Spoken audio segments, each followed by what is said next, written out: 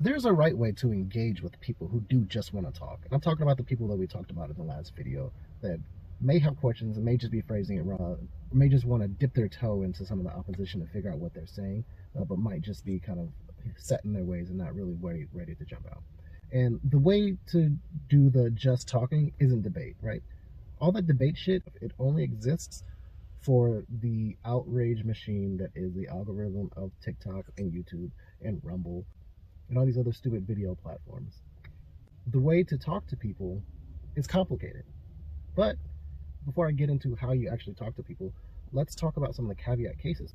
And person number one is the person that just doesn't actually want to talk. They say they want to talk, they say they want to debate, but it's really just a trap to get you out there so they can kind of toss in their soundbite and then walk away and pretend that they want something. These are the people that are deep seated and set in their ways.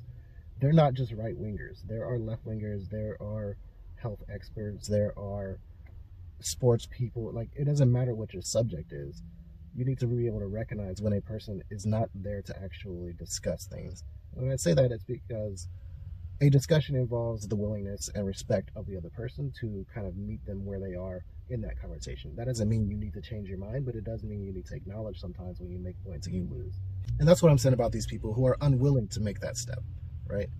And to be honest, there's no good answer for what to do with these kinds of people.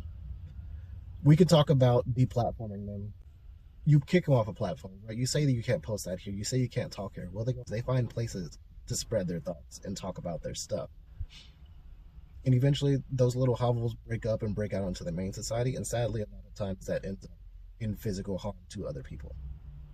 So deplatforming isn't a 100% solution, but also platforming and allowing them to just kind of speak their piece without being disturbed is also not a 100% solution.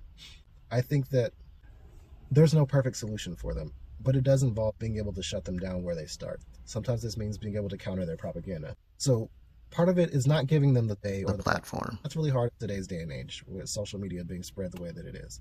The other part of it is when they do have a platform, being able to counter their narratives effectively without falling into their traps or pitfalls. That's why I say we need to stop debating.